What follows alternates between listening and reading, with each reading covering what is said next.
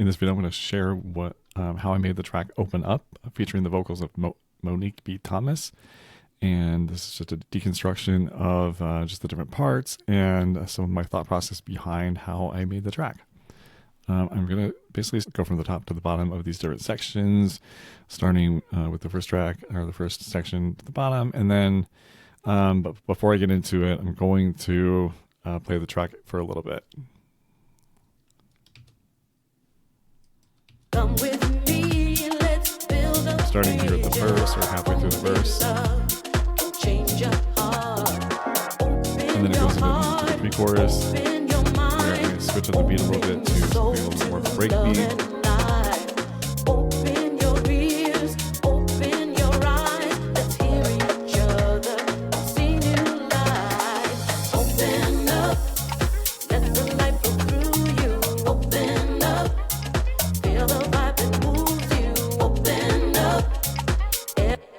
Okay, so that's essentially the gist of the track. You've heard part of the verse, the pre-chorus, and the chorus, and that leads into the arrangement of this track. So I basically have first off, this arrangement track is more of a utility in Cubase, which allows me to kind of map out different sections of my project, or the track. And I've got this main one track, which includes a verse, pre-chorus, a chorus, and a break. And then I've also got this second section, which is the second verse, the second pre-chorus, and then the chorus again. And then a bridge, and which is about, I think, 16 bars. And then the third main section, which is chorus, break, pre-chorus, chorus, break. And when I say break, it's more of an instrumental break. Or just kind of more room for playing with the chorus. That's the arrangement track. And then I also have this chord track, which allows me to write in the chords that for this section. And for the verse and the chorus, they're all pretty much full measure chords. And then into the chorus, it changes up a little bit. What this allows me to do is with the chord track, I can actually the chord track will play those chords for any instrument VST that I select. Just by default, it'll play whatever MIDI VST instrument track you're on. Okay, so moving on to drums and bass. So each of these are folders in Cubase, and these folders really are for organization. They're not buses or anything like that. That's what these group tracks are for. And let's just go and start with the drums and the bass.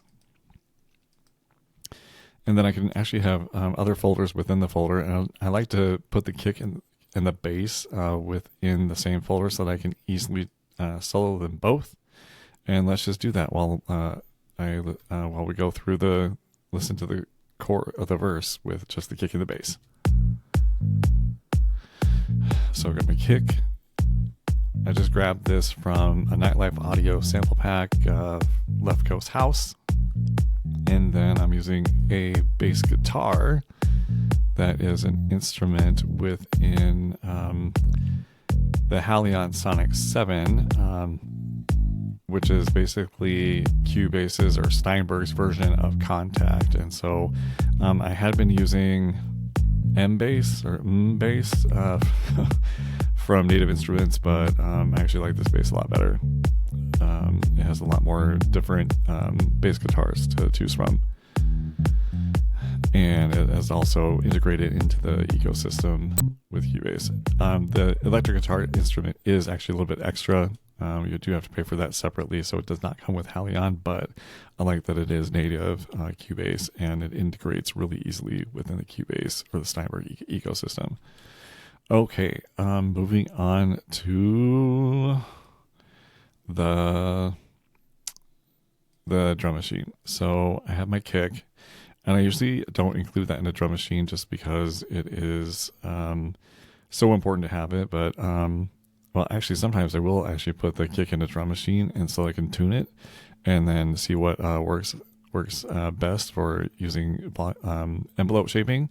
But eventually I'll put it into an audio track and use just the audio. All right, so this drum machine that I'm using is Groove Agent, and it is a Steinberg out of the box plugin. And I have different drum samples mapped to each of these pads. And I basically program these in with MIDI. So let's just take a look at the drums here. So here is some of the drums, and I'll go ahead and I'm going to solo this, and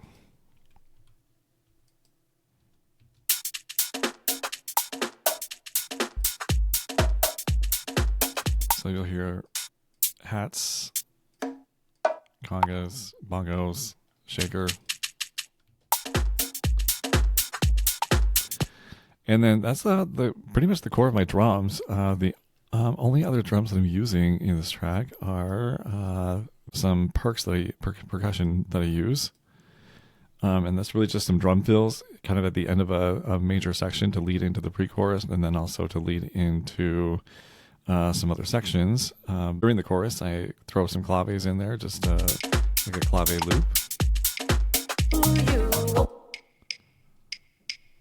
Okay, and that just really helps fill out my top end a little bit.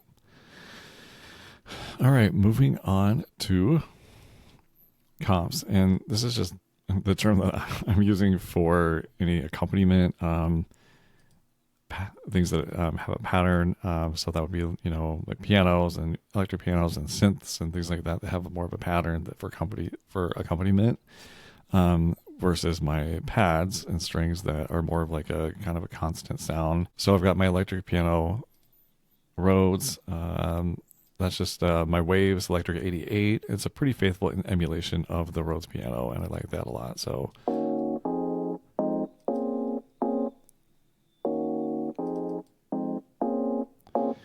and in the MIDI part of this, I do play some of this in either with the chord pads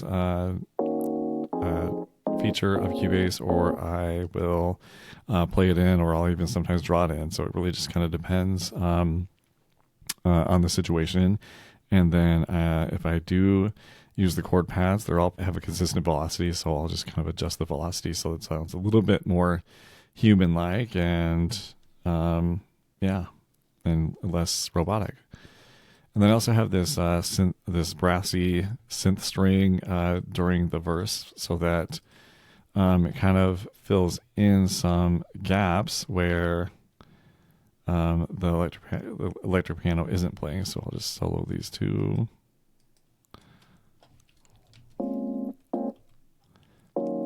And then there's that string to syncopate with the electric piano. All right, and then the last comp that I have, or accompaniment pattern that I have, is this this arpeggio, and it says Retrolog here, which is one of the Cubase stock instruments, but it's actually a Arturia Juno 6V or 6.5 emulator, and that is just so that I can add a little bit more flavor to the instrumentation.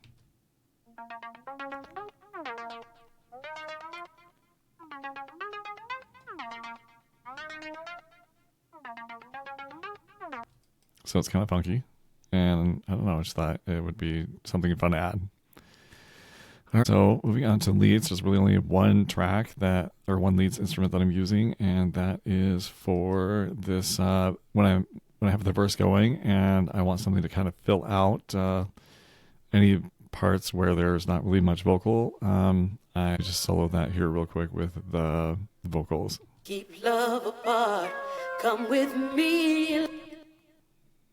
So it just kind of adds like a little bit of a character and variety to the vocal there, or kind of plays along with it.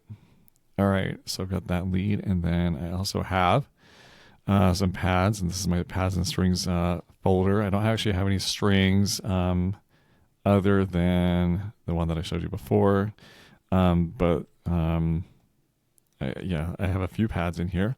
And this is more like just to create some mood. So I'm going to solo this. So this is just during the verse, and I just want to add a little bit more interesting, make the the instrumentation a little bit more interesting and moody. And then when it gets into the pre-chorus, I add another pad in here. And then when I program my pads, or play these in, I try to make them cover different notes so that they're not both all playing the same note.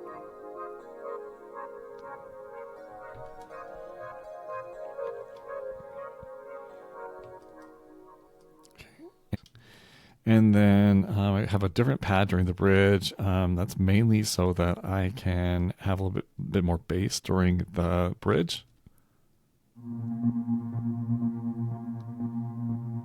And help build some tension there.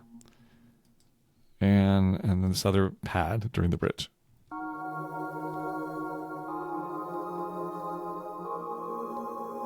To make the song sound like almost like the bridge is a different song almost. And then the last thing that I have is this downlifter, and it's more of an effect rather. So maybe I should have put it in the effect section or EFX section rather than in this pad section, but it is an effect. And I only have that in there one time, and it's just before the bridge. So, yeah, maybe I should add it in there more often than that. I don't know. So now we're going to talk about the vocals, and I've got two main vocal sections, or two vocal sections, or primary and secondary folders, if you will. I've got this main vox, or main vocals, that is covering the lead, and then the harmony stack. And so with the main vocal, I do have lead left, lead center, and lead right. And then there's an ad-lib section that you'll hear down the road.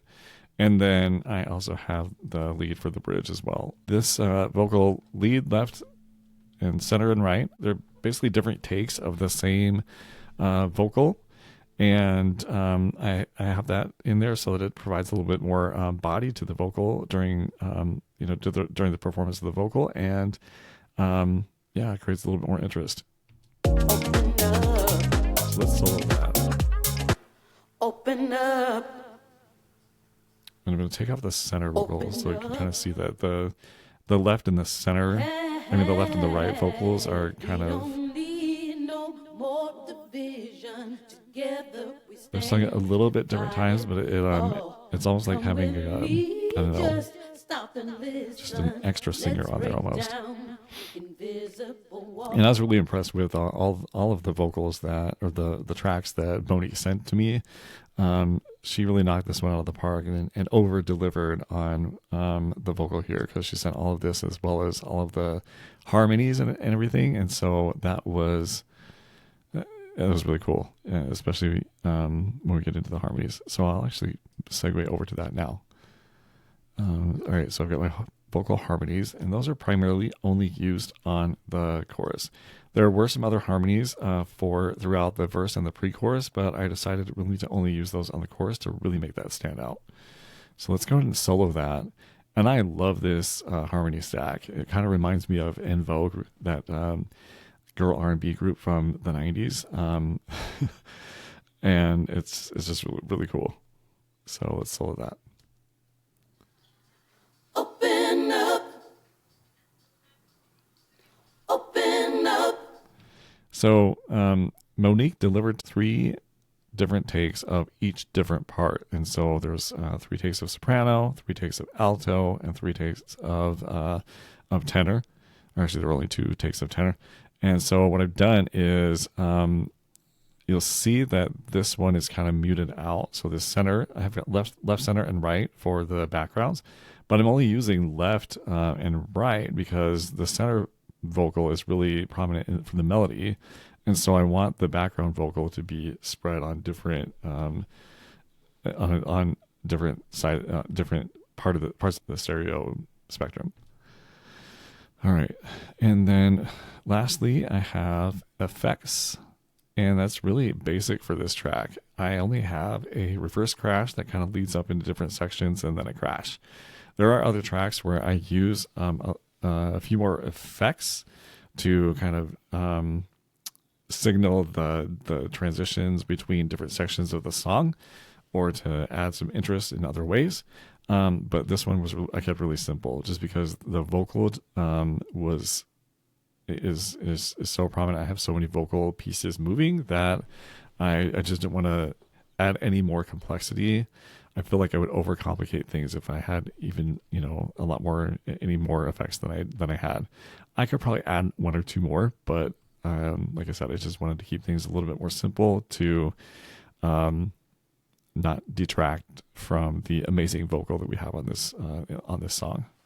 All right, so that covers all of the sounds, but then let's get into maybe a little bit of the group tracks, and that is just it kind of sort of correlates with these folders that I have, where I have different buses for lead vocals, background vocals. I've got a clap and the clap group, and then tops, perks, percussion, and then any drums that I want sidechain ducked, I have grouped to this this group right here, and then these are all going to be sidechain ducked by the kick or another trigger that I have, and then all of the drum groups will be routed into this group, and then I've got my group for comps, leads, pads and strings, and then the EFX.